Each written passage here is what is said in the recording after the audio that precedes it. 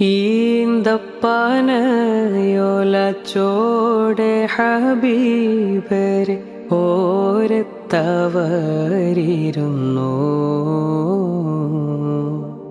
ജീവിതം നബിയോരിലും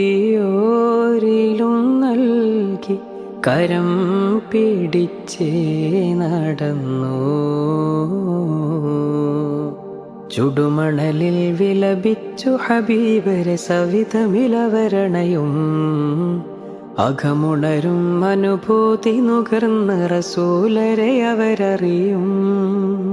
സത്യവിളക്ക് മരത്തണലോരം സൊഫയൊരുക്കിയ വെൺമുകില് സൽമൊഴി മുത്തുകൾ കോർത്ത ഹദീസുകൾ നെഞ്ചിലെഴുതിയ സ്വഹബ് അനുപമ താരസമാനർ സാത്വികരെ